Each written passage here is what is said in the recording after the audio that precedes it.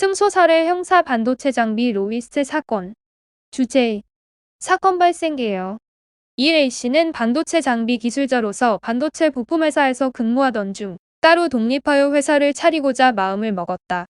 반도체 부품회사가 대기업에 납품하기 위해서는 협력업체로 등록되어야 하는데 A씨는 대기업 담당 직원들에게 자신의 제품을 소개하고 마케팅을 진행할 사람이 필요하여 현재 재직 중인 회사와 거래관계에 있는 의뢰인을 컨택하였다.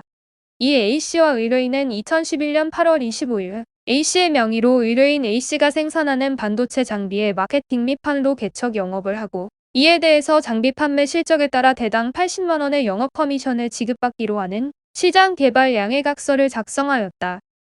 그런데 A씨는 이 양해각서 체결 이후인 2011년 9월 30일이 돼서야 반도체 부품을 개발, 제조 및 판매하는 법인을 설립하였다. 이후 의뢰인은 B법인의 제품을 S회사에 납품하기 위해 S회사의 임직원과 접촉하면서 마케팅을 진행하였고 B법인으로부터 성능 테스트 결과를 받아 상의하여 결국 B법인은 S법인의 신규 반도체 라인에 총 174대의 장비를 납품하게 되었다. 주제. 소송 진행 과정. 이 사건을 처음 받았을 때는 상당히 난감하였다. 우선 양해각서는 B법인이 아닌 개인 A라는 명의로 작성되어 있었는데 법률적으로 보았을 때 B법인과 B법인의 대표이사인 개인 A는 별개의 주체였고 해당 문서는 B법인이 설립되기 전에 작성한 문서였으며 문서의 제목 자체도 통상적으로 구속력이 없다고 판단되는 양해각서였다.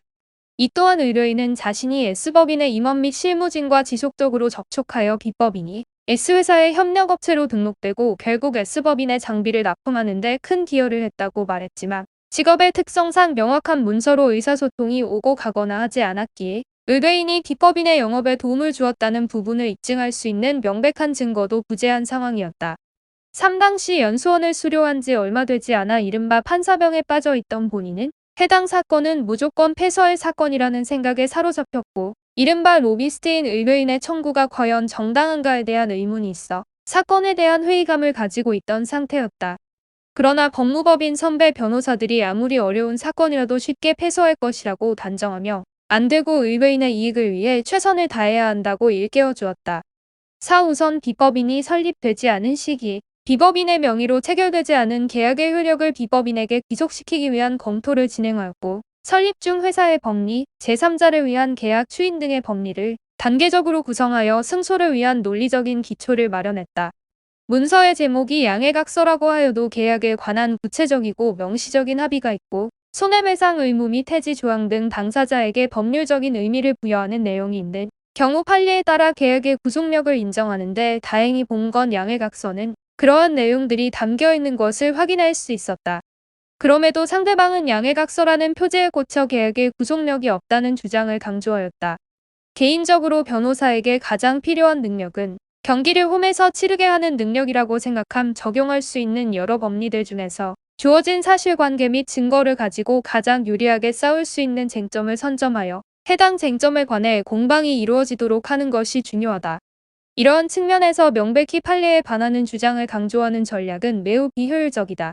무계약의 효력을 B법인에게 귀속시킬 수 있다고 하여도 의뢰인이 어떠한 역할을 하였음을 입증하지 못하는 이상 의뢰인은 패소할 수밖에 없는 상황이었는데 다행히 의뢰인이 업무일지를 작성하고 있었고 업무일지는 의뢰인 스스로 작성한 문서이기 때문에 증거로서의 가치가 높다고 보기는 어려웠지만 일자별로 정리하여 재판부에 의뢰인 측이 주장하는 사실관계를 전달하였다.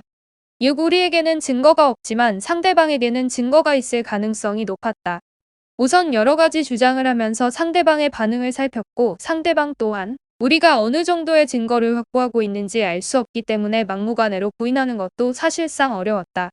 진행하다 보니 상대방이 일정 부분 인정하는 진술을 하는 경우가 발견되었다.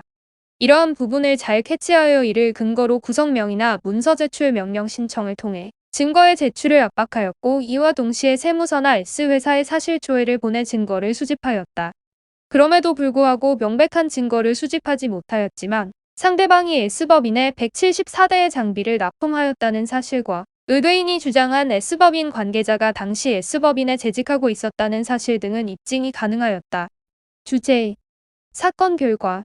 결국 재판부는 양해각서가 비록 B법인 설립 이전에 작성되었지만 1계약의 목적이 향후 설립될 피고의 필요를 위한 것이었고 이 의뢰인이 S법인 담당자를 소개시켜 주었다는 사실 자체는 상대방도 인정하고 있으며 3. A씨가 의뢰인에게 마케팅 관련 도움을 받고자 성능 테스트 자료를 전달한 사실 등을 근거로 피고가 설립 이후 양해각서의 효력을 추인하였고 이 사건의 양해각서의 내용을 살펴볼 때 법적인 구속력이 있다고 판단한 이후 실제 의뢰인의 업무 수행 사실을 인정하여 의뢰인의 청구를 전부 인용하였다. 법원은 피고가 원고에게 1억 3,920만 원과 그중 9,600만 원에 대하여 2016년 5월 5일부터 4,320만 원에 대하여 2017년 1월 24일부터 각각 갚는 날까지 연 15%의 비율로 계산한 돈을 지급하라 판결하였습니다.